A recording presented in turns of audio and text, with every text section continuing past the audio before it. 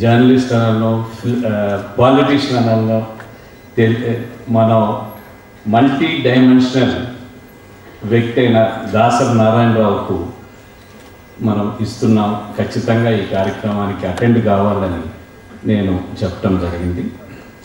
పెద్దలు వేదికను అలంకరించిన పెద్దలు ఆలస్యంగా రావటం జరిగింది. ఎందుకో దాసరి నారాయణరావు కార్యక్రమం అంటే ఏదో ఒక ఒత్తిడి వల్ల ఆలస్యం అవుతా ఉంది.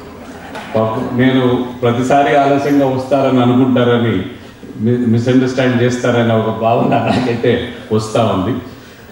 ఏదో ఒక ఎమర్జెన్సీ వచ్చి ఆ కార్యక్రమంలో ఇరుక్కునే పరిస్థితి. నేను చాలా తక్కువ సినిమాలు చూశాను నా జీవితంలో. చూసిన సినిమాల్లో గుర్తుండేటివి, ఇప్పుడు కూడా ఉంటా ఉండేటివి ఎస్వి రంగారావు చేసిన కొద్ది పాత్ర మాత్రం ఇప్పుడు కూడా గుర్తుంటాయి. ఏ రోజు కూడా మాయా బజార్ చూస్తానే ఘటోజ్ గడ్డు పాత్ర నేను మర్చిపోయాను. లేక పన్నెండు కాపురం, నాకైతే జయసుధ గారు పన్నెండు కాపురంలో యాక్ట్ చేసేది నాకు గుర్తులేదు, కానీ ఎస్వి రంగారావు గారిది ఖచ్చితంగా గుర్తుంది. తాత మనవడు ఈ నటనలో ఒక గొప్ప డెప్త్ ఉండేది.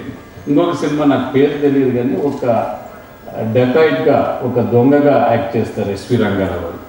ఐ థింక్ నాకు గుర్తులేదు, పేరు అయితే గుర్తులేదు. సో ఈ సినిమాలన్నీ కూడా నేను చిన్నప్పుడు మేబీ 7th 8th క్లాస్లో ఉన్నప్పుడు చూసిన సినిమాలు, కానీ ఒక చెరగని ముద్ర ఆయన నటనలో వేసాడంటే ఎంత ప్రభావితం చేయగలదో సినిమా అనేది ఒక్కసారి మీరందరూ కూడా ఆలోచన చేసుకోవాలి. సినిమా సమాజంలో ఉన్న భావాల్ని, సమాజంలో ఉన్న ఏదైతే చెడునో లేకుండా మంచినో రిఫ్లెక్ట్ చేయగలిగిన, ప్రజల్లో తీసుకొని పోగలిగిన శక్తి సినిమాకు ఉంది. అందులో ఏమి జరుగుతూ ఉందో దాన్నే మేము చూపిస్తా ఉన్నామని సినిమా. ఈ రెండు ప్రశ్నలు మాత్రం నేను చిన్నప్పటి నుంచి ఈ డిబేట్ అయితే జరుగుతా ఉంది.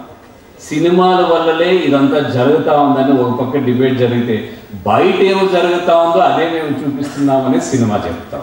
ఈ డిబేట్కి ప్రేక్షకులే దానికి సమాధానం చెప్పాలి. అంశాలను ప్రజల దృష్టిని మళ్ళించి దాన్ని సరైన మార్గంలో పెట్టగలిగిన శక్తి కలిగిన ఒక మీడియాకి ఏదైతే ఉందో, దాంట్లో మీడియాలో విజన్ మీడియా సినిమాతో మొదలై ఇప్పుడు టీవీలు కూడా ఆ ఇంపాక్ట్ స్పష్టంగా ఉంది. పేరుతో ఒక స్టాచ్యూ కావాలని, లేక నంది అవార్డ్స్లో క్యారెక్టర్ ఆర్టిస్ట్కు ఎస్వి రంగారావు పేరుతో అవార్డు ఇవ్వాలని కోరటం జరుగుతుంది. ఇప్పటి వరకు పేరు లేకుండా స్పష్టంగా ఖచ్చితంగా పెడతాం ప్రభుత్వం నుంచి.